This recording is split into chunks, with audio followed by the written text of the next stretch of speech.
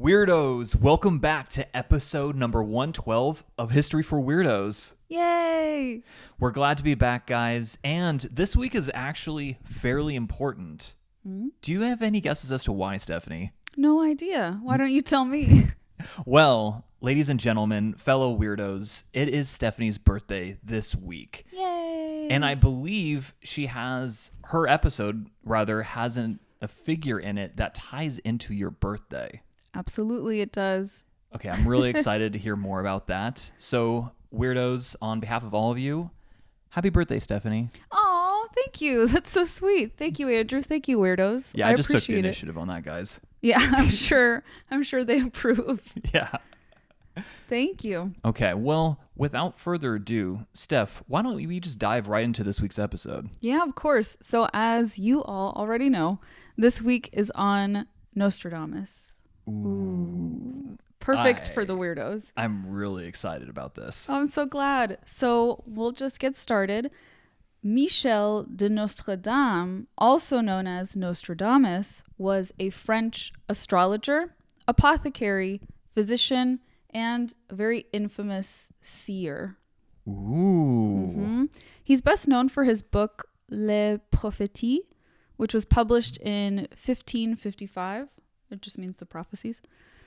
It's a collection of 942 poetic quatrains, allegedly predicting future events. And I'll get into that a lot more in the episode. Nice. Nostradamus has been credited with predicting the Great Flood of London in 1666, the rise of Adolf Hitler, and even the September 11th terrorist attacks in the U.S. Okay, so he has a track record that goes a few hundred years. That's fairly impressive. Yeah, but most interestingly, however, is the fact that Nostradamus was born on December 14th, my birthday. Yeah, there we go, weirdos. He was born in 1503, granted. Okay. So he's my birthday twin, give or take 489 years. Oh, wow, those are fairly specific. Yeah. Give or take. Give or take. Okay. So I'm going to go on a bit of a tangent here before we go further into the information, just to explain my connection to this subject and why I selected him for this week's episode. So we're going to go back. How far back? I'm about 9 or 10 years old. Oh, okay. Very nice. And I'm just perusing Barnes and Nobles on the 3rd Street Promenade in Santa Monica one day. My mom's probably downstairs with the magazines. I know. Your mom's downstairs with like People magazine and the gossip columns, and then you're upstairs reading like Nostradamus. Yep. I came across a copy actually of Les Prophéties. Oh, wow. By Penguin Classics. This was in English, of course. Of course. And I started reading it right then and there in the store. And as a result, like the good little future weirdo that I became obsessed with Nostradamus. And ever since then, it's been like an on again, off again situation with him and I. Of course. But I thought that his impact and just the strangeness of being a seer would be perfect for this week's episode, especially because his birthday and mine are the same. You guys are birthday twinsies. Birthday twinsies. I mean, someone pretty prolific too. You know what's interesting? Even if you don't know a lot about Nostradamus, which I don't, honestly, you've heard the name. And you're about to learn. Wow. Oh, wow. Oh, my God. Who could have predicted this? Probably whoever read the episode title. So, like thousands of people. Okay, cool. Yeah. Awesome. I will also say my love for Nostradamus, or my interest in him, did reemerge. And this is for the weirdos who were CW fans. When the show Reign came out, which is about Mary Queen of Scots. Gotcha. Okay. But there's a Nostradamus is in the show. He's played by Rossif Sutherland, and I will be talking about why he's in that show at all. So I'm going to be talking about him and his relationship with Catherine de Medici later on in the episode. Wow. So we're going to have a lot of twists and turns here, it sounds like. Yes, I will preface this by saying that there's a lot of side quests in this week's episode. Nice. This is exactly how I play like those video games, right? Whether it be like the newer Zeldas or Assassin's Creed. I do a lot of the side quests. Oh, good. Then you'll Yeah. love this. Perfect. It's probably because I have ADHD. Yeah, same. Like That's 100% actually. That's probably why I actually wrote the episode like this now that you mention it. Oh my God. Did I therapize you? Oh. The tables have turned. So let's jump in to learning about this controversial seer. Ooh, okay. So let's go into his early life. As I mentioned, he was born in 1503, and he was born in Saint-Rémy de Provence, France. His father's family had originally been Jewish, but they had converted to Catholicism a generation before Nostradamus was born. His known siblings would have included Delphine, Jean, Pierre, Hector, Louis, Bertrand, Jean again, I kid you not, Jean number 2 was his kid's name, God. and Antoine. So he had a lot of siblings. I think Wow. Nostradamus is the eldest, though, of all of these kids. I lost track. How many were there? 1, 2, 3, 4, 5, 6, 7, 8. Nostradamus would make 9. So I think he's the eldest of 9. Wow. Okay. Yeah, that's a lot of kids. But little else is really known about his childhood. So around the age of 15, the young Nostradamus entered the University of Avignon to study his baccalaureate. It's more based off the research that I saw. It's not it's more like just high school stuff, because what he would have been learning are things like grammar, rhetoric, logic, stuff like that. Okay. But after little more than a year of being in school, he was forced to leave Avignon when the university closed its doors due to an outbreak of plague. Wow. What year is this, do you think? So he's 15 or 16 when it closes, and he was born in 1503. So 16 years after 1503. Oh, so like 1519. Yeah. Okay. So a plague is popping during this time. So yeah, and it's like centuries after the bubonic plague Yeah. first arrived in Europe. Yeah, it's centuries after that, but like at this point, I think the plague is a very regular occurrence. Yeah, you get flare-ups. I mean, we covered it quite extensively in Povelia. Yeah, in that's that right. episode. That's right. Go check that one out after this if you haven't already.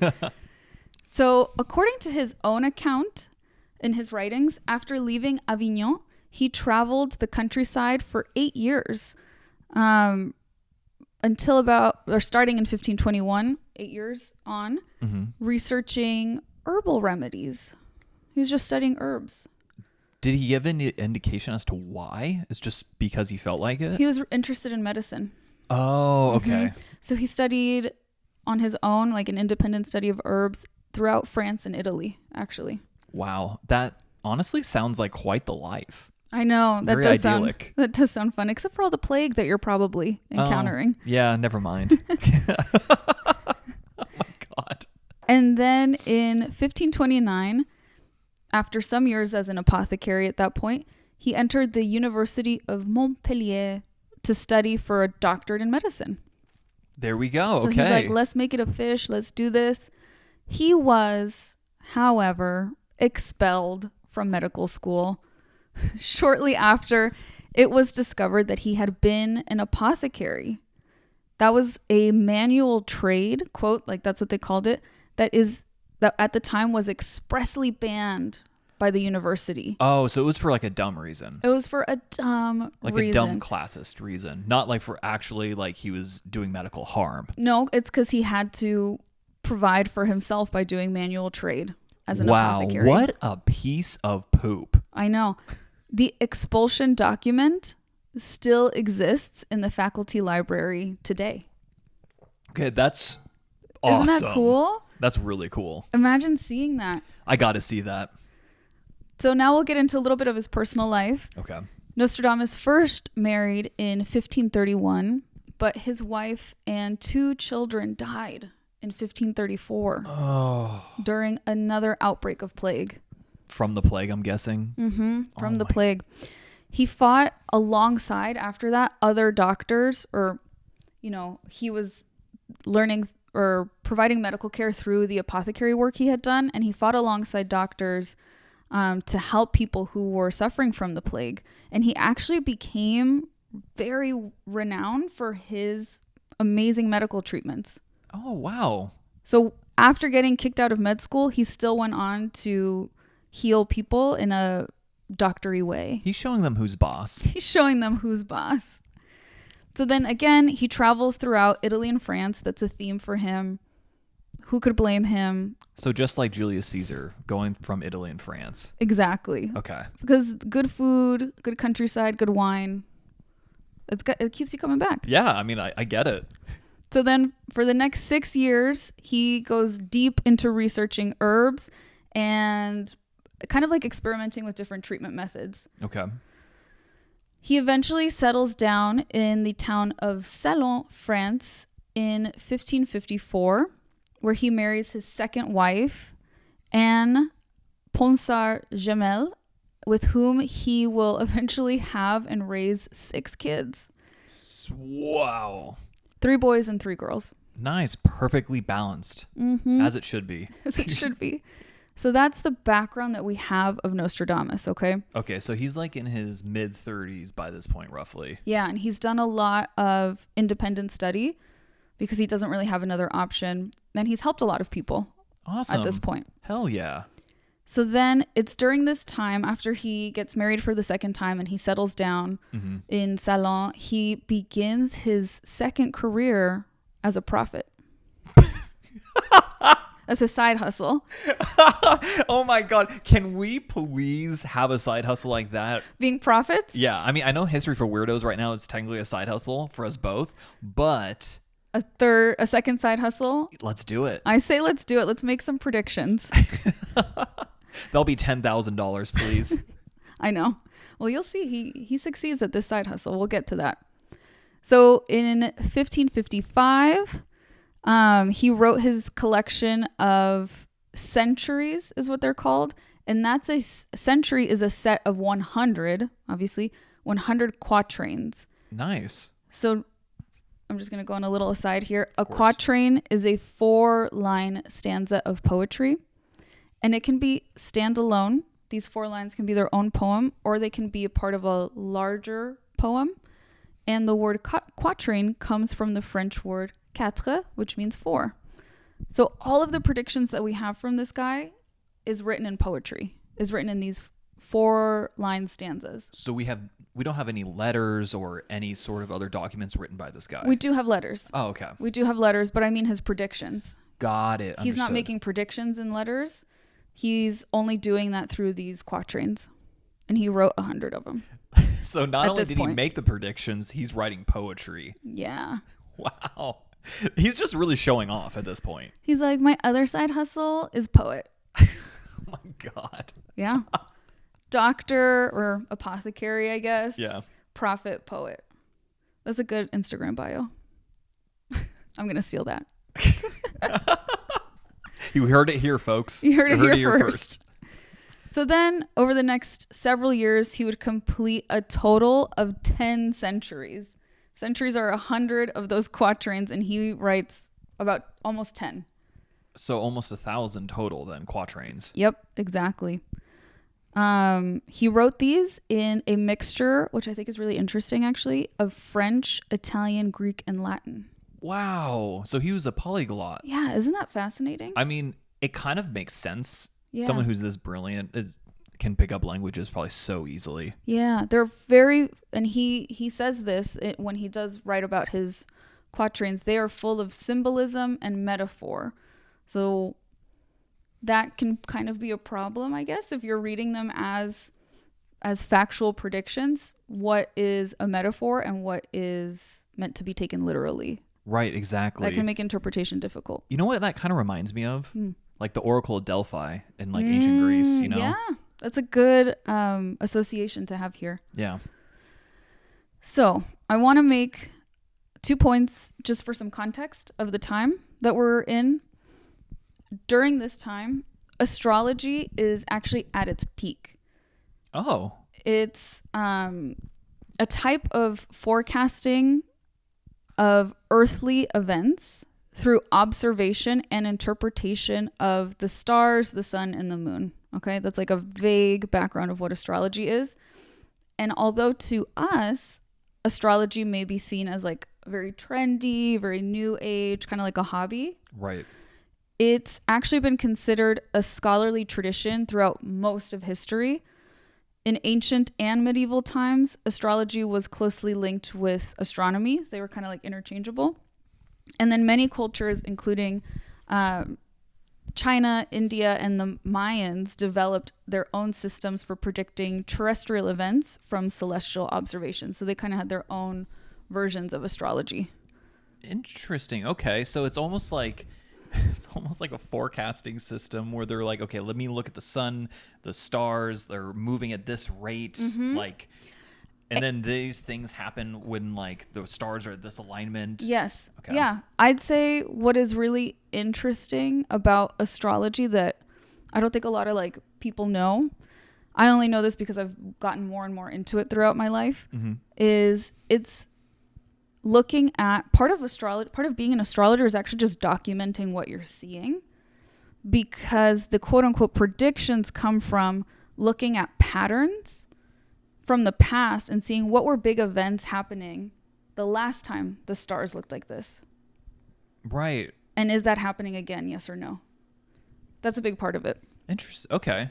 So it's like fact gathering. Yeah, that's why it was treated as more of a science back in the day. Yeah, you definitely don't get that vibe today. Yeah. Or as much, at least. Yeah.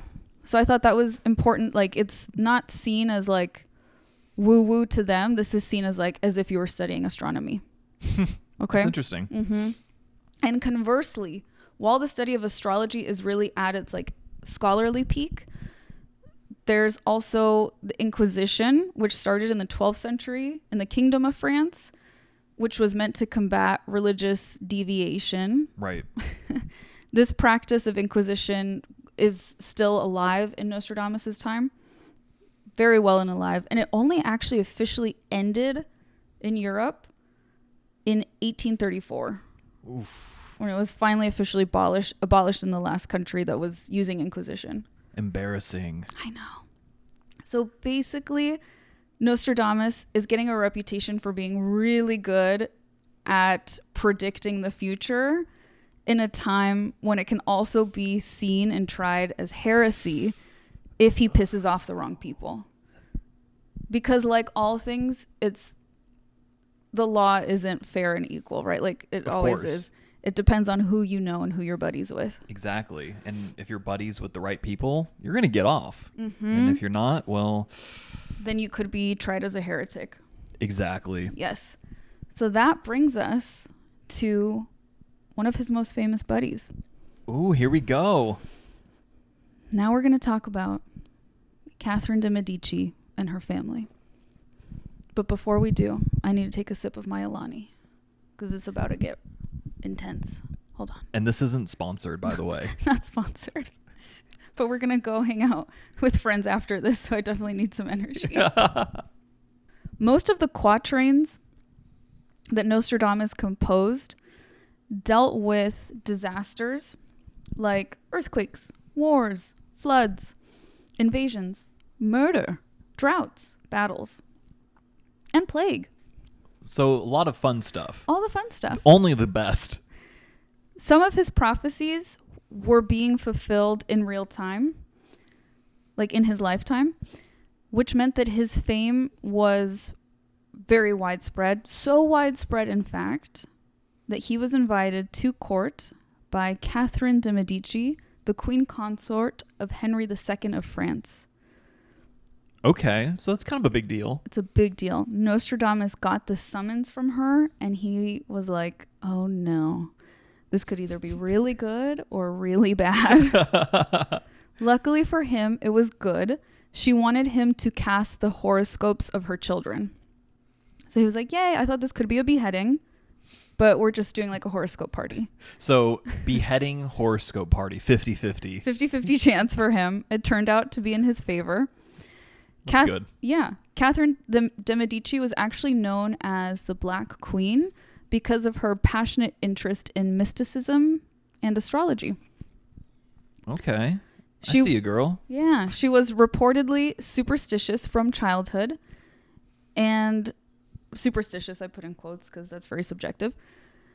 And she loved to surround herself with famous magicians and astrologers, the most famous of whom were Cosimo Ruggeri, an Italian astrologer and alchemist, and our guy Nostradamus. Yeah, he's number one, though. He's number one. He's number one. Nostradamus became a permanent feature in the royal court.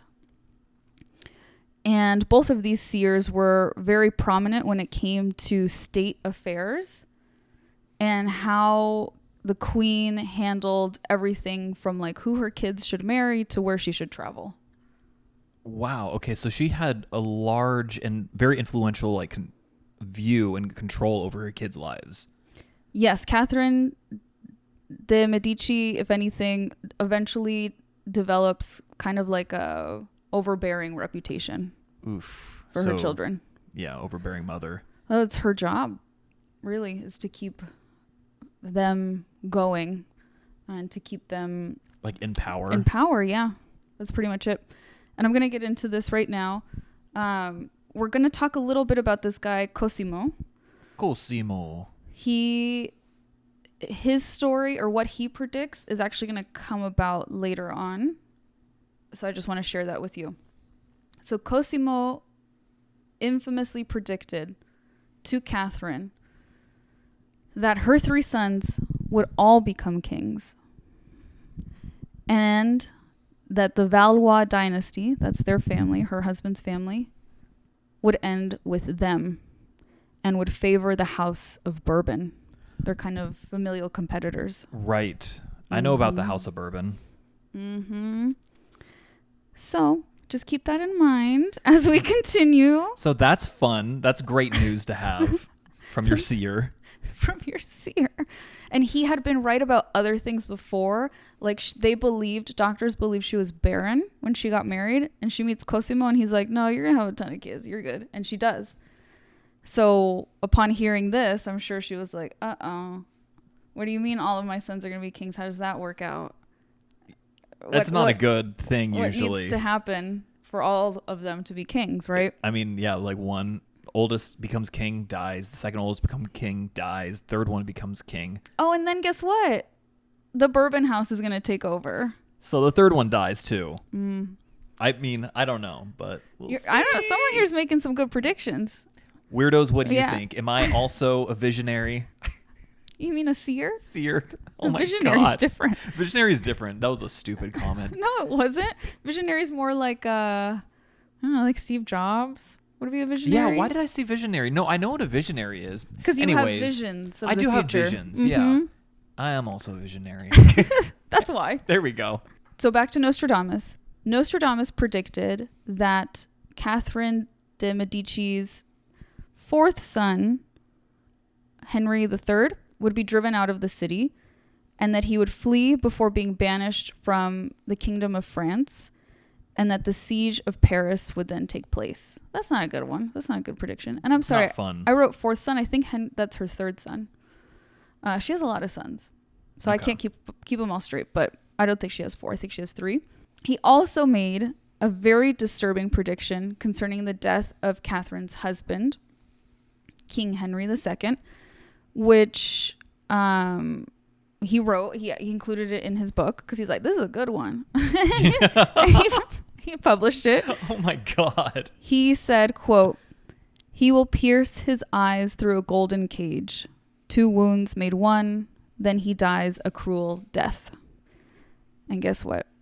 What? The King of France did indeed die as the result of an eye injury sustained in a jousting tournament. Okay, so weird, right? This is weird. Like, I mean, yeah. That's So that happens, and then remember, he's kind of backing up with that prediction of Henry III that he's going to be driven out. He's kind of backing up what Cosimo said. So far she's got two seers on her payroll, and neither of them is giving her what she wants to hear. Yeah, they're not at all. I mean, this is rough. Yeah, and the one about Henry II came to fruition very shortly after, so she's probably like, God darn it. Catherine's very convinced that Nostradamus is powerful, so she makes him the personal physician to her son, Charles IX. Got it. Okay. And here we're going to tell you what happens to her sons. Are you ready? Oh, I'm ready. Let's go hear it. So, Charles, the one that Nostradamus is in charge of. Charles. He's king of France from 1560 until his death in 1574. Fun. He ascended after his brother, Francis II, died in 1560. Francis ascended to the throne at age 15. He was married to Mary, Queen of Scots. Yes. That's why Nostradamus is in the show Reign. Right. It's a very good show. I want to rewatch it now that I've mentioned it so many times. It's not an advertisement either. No. And so when Francis was on the throne, he was actually king of both France and Scotland because of his marriage to Mary. But he dies at the age of 16 of an ear infection. That is just so sad. Who dies of an ear infection? I didn't even know that was possible. I didn't know that was possible either. I mean, that's just really sad, honestly. Mm-hmm. So, Francis dies. Francis dead. Then Charles is like, me. Charles dead. And then Charles gets tuberculosis and dies, right? And then Henry III comes up. Dead. And he's like, it's my turn. And he died without, all three of these young men die without an heir. I figured. Henry III, I actually don't know what he died of. But he dies. He dies. Okay. I don't know if it's an ear infection or a tummy ache. I don't know. But he dies. And none of them have heirs to ascend after them. That's all three of her sons. They're all gone. Catherine lost out. No more sons. So then guess who takes over? The House of Bourbon. Yep. Henry of Navarre. Establishing the House of Bourbon as the new French royal dynasty, just like Cosimo said. Wow. That's wild. Yep. So far, the predictions are coming true. She loses her husband and her sons. And the Valois dynasty falls. So literally everything that guy said, it came to fruition. Mm-hmm. Oh, that sucks. I know. Not gonna lie. That blows. So that was our little highlight, I guess, of Nostradamus and the French court and his relationship with Catherine de Medici. Luckily, what I appreciate about her is she didn't seem like a shoot the messenger type of lady. She saw these predictions coming true from both men, and I think she gave them very generous pay and accommodations and stuff. I don't think she ever took it out on them. Right, because it's not like they're bringing it about. They can only see it. They can't control events. Exactly. But you know how royals are. Yeah, they're crazy. They're crazy. So we're going to get back to Nostradamus's other predictions outside of the House of Valois. Got it. So one of his most famous ones was the Great Fire of London. In 1666? In 1666. He wrote in his book, quote, "The blood of the just will be demanded of London, burnt by fire in the year 66.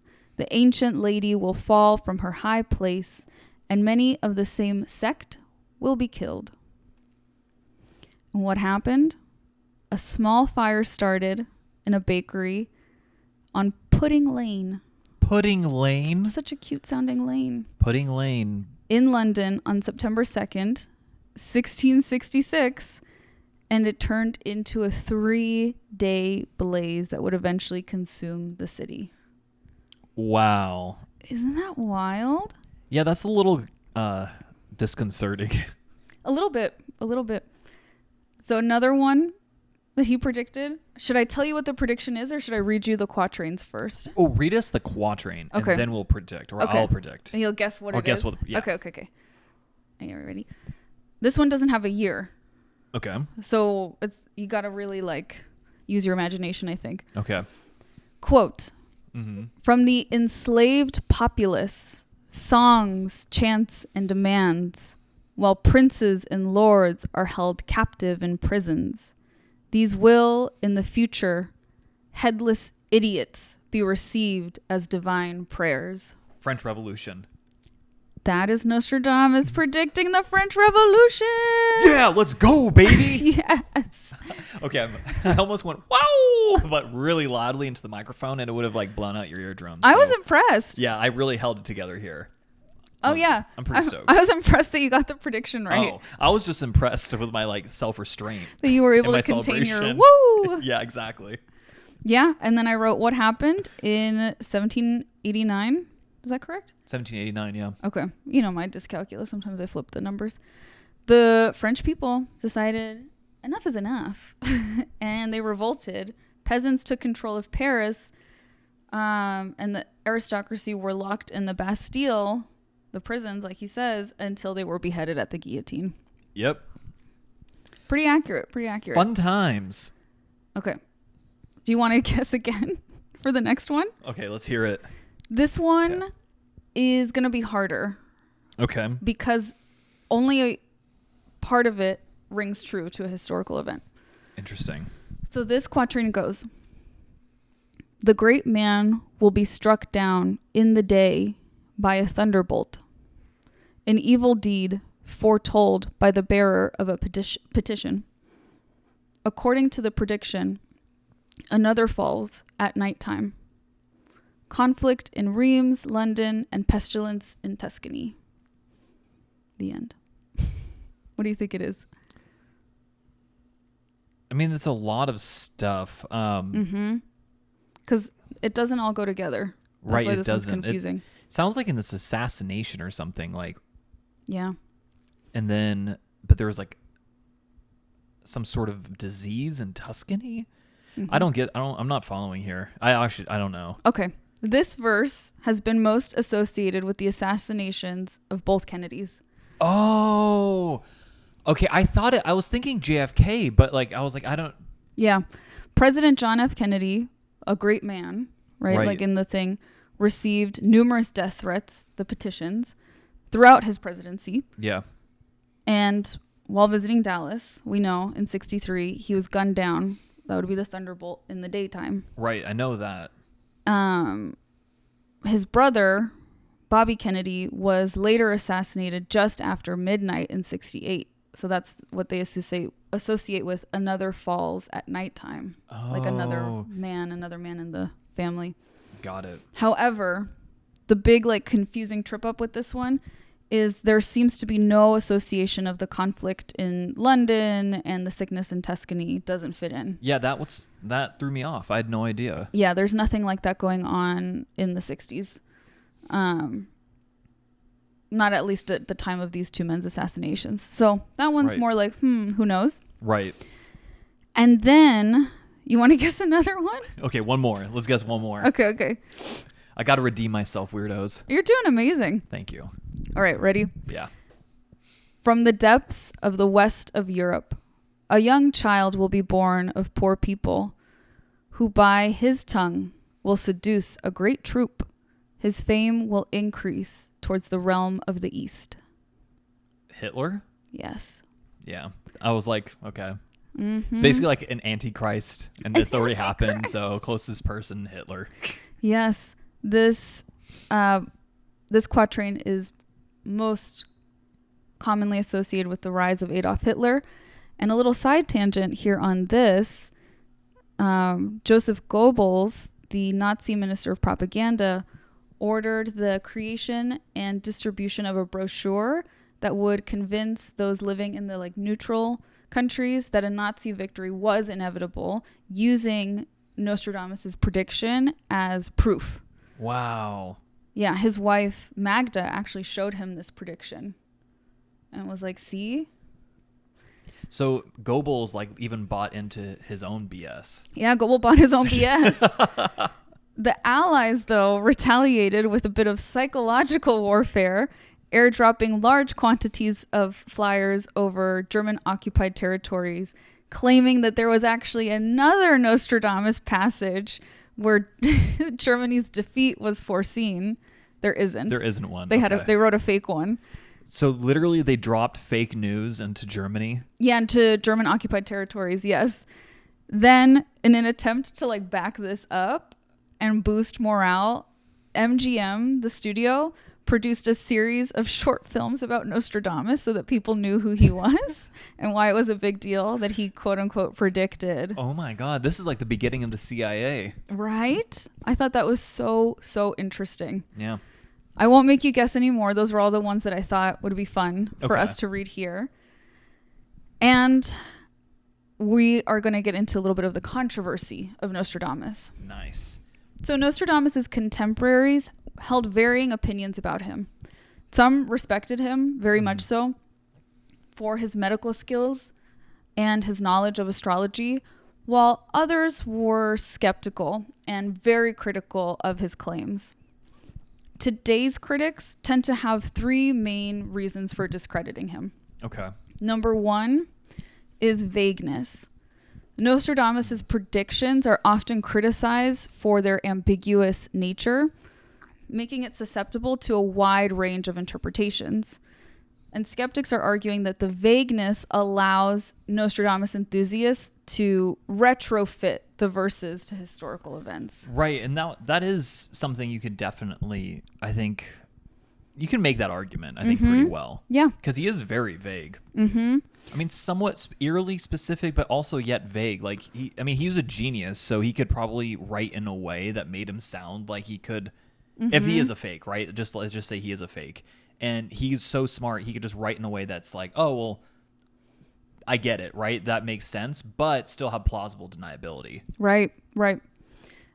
Then there is the criticism that his fans have, to kind of go along with this, have selective interpretation. They tend to like cherry pick kind of the quatrains, and they can't really explain all the ones that haven't come to fruition. Right. Yeah. They're like, I don't know. Because it hasn't happened yet. Yeah. And number three, these all kind of are actually the same point now that I think about it. It's the lack of specific dates. Not all of them lack dates, but most. Right. Like even the Great Fire London, the 66, it could, like, he purposefully avoided the first two numbers, right? It could be 1666, 1766, 1866, right? Mm-hmm. Yep. So the absence of the clear reference could kind of lend credit to those other points. Right. But that brings us to the question, did Nostradamus consider himself a prophet? Ooh, that's interesting. I never even thought to consider this. Mm-hmm. Interesting. Okay. He explicitly rejected the label prophet. Smart. In several of his writings, and I'm going to give you some examples. He wrote in a letter, quote, "Although, my son, I have used the word prophet, I would not attribute to myself a title of such lofty sublimity." He wrote that in 1555. The second quote says, "Some of the prophets predicted great and marvelous things to come, though for me, I in no way attribute to myself such a title here." And he actually wrote that in a letter to King Henry II. Oh, wow. Mm-hmm. So he's telling Henry, like, Henry's like, "Oh, you're this prophet and you said I'm going to die." And he's like, "Nah, fam. I'm not that good. Don't That worry." ain't me. And then he dies. And the third one is, "Not that I am foolish enough to claim to be a prophet." And he wrote this in an open letter to the Privy Councillor. Because they were all like talking smack, the Privy Council, like, he thinks he's so cool being a prophet. They were just being a bunch of mean girls. Yeah, they were being like super cliquey and mean because he was new in court. And he was like, "I never said that." That's exactly how it went. I'm sure. So a legend developed that Nostradamus would enter into a trance-like state by gazing into flames in order to write these quatrains and make the predictions. But if you read his book, Nostradamus himself tells us his process in one of the earlier quatrains, and it sounds more like, I do a ton of research, I contemplate, I meditate, and then I write. The end. Oh, wow. It's like weirdly logical. Yeah. He's not, in no way does he ever argue that he is kind of like calling on spirits or like having visions of things. Right. He, again, going back to what I was talking about earlier, he's studying what do we know about the celestial bodies and their placements in history so far, and what could that possibly tell us about things to come. For many years, on a personal level, Nostradamus battled gout. Oh, that's a terrible disease. Very painful to have even now. Yeah. And by 1566, his gout got so bad that it likely developed into an edema, which is a buildup of fluid in the tissue. So it probably swelled his limbs. Yeah. Oh, that's rough. Mm-hmm. In late June of that year, he requested that his lawyer come to draw up an extensive will, bequeathing his property plus 3,444 crowns, which would be more or less, according to Wikipedia, around 300,000 US dollars today. And then he paid off some debts, and he left all his money to his wife and kids. Okay, so that's good. Which is very nice. Yeah. And then allegedly on the evening of July 1st, he told his secretary, Jean de Chavigny, quote, "You will not find me alive at sunrise." The next morning, he was found dead, laying on the floor next to his bed, like in between his bed and his bench. He passed away at the age of 62. Wow. So he just went out with a banger. Mm-hmm. He's like, I'm not going to live the night. Yeah. FYI. So that is what his secretary Jean like attested to his whole life. But people are saying like, oh, he's just saying that to make it sound cool. But I mean, if he stuck with that his entire life. Yeah, then... that's kind of a weird thing to lie about. Right. He was Nostradamus was buried in the local Franciscan chapel in Salon, where he lived, but he was later reinterred during the French Revolution, which he predicted, in the Collégiale Saint Laurent, where his tomb remains to this day. You can go visit it. Mm-hmm. We need to go visit it. Yes. We need to post up and take some pics. I really want to. Okay, that's a tomb that I'd be down to see. Yeah. For sure. That one, and what's the one in Paris everyone sees? Jim Morrison? Oh, yes. Yeah, I think Jim Morrison. Mm-hmm. And then the catacombs. Oh. I just said that to scare Stephanie. You know that I'm scared of the catacombs. I know. And it cracks me up. So the prophecies that he wrote have been retold, expanded, they've influenced lots of popular culture, especially in the 20th and 21st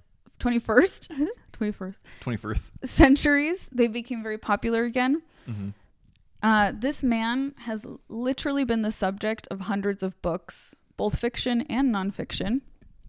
And his life has been depicted in films and TV shows like The Man Who Saw Tomorrow. Ooh. This is a documentary style film from 1981. Very nice. The Curse of Nostradamus. Oh. That's a Mexican film from 1961. That makes sense. The Curse of Nostradamus. It's very like extravagant. It's actually about a vampire. Oh my God, even better. Isn't that cool? Yeah.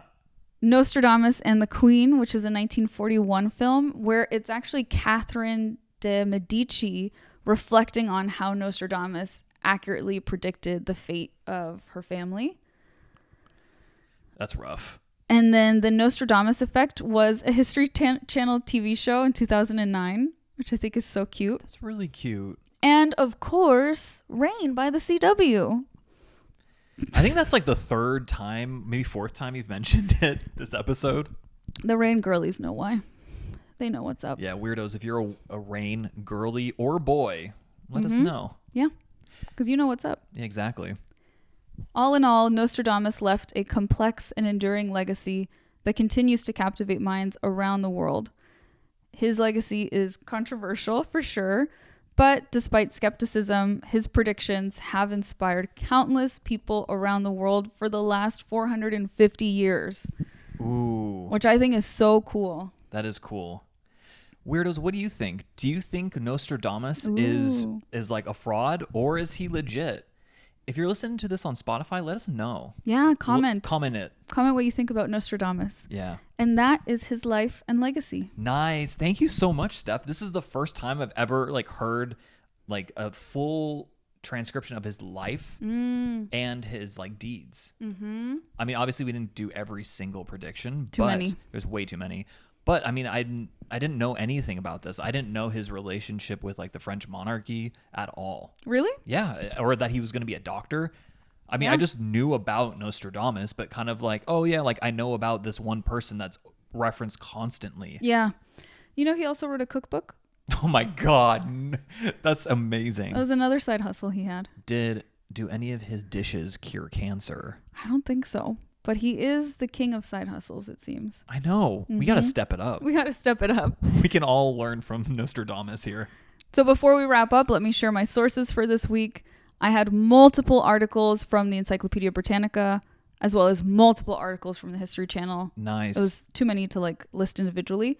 The Loire Valley, the region in France, has their own website with a lot of like the history of the region, and I got some information there. Business Insider. Let's go. Had an article on him. Amazing. History Now magazine. This really cool, I don't know, blog or website. Looked very like aesthetic and curated, called theinstantwhen.com. And of course, Wikipedia. And that is it for my episode on Nostradamus, the astrologer, apothecary, and my birthday twin. Nice. And again, from the Weirdos, happy birthday. Thanks, Weirdos. I'm your conduit, Weirdos. Just deal with it.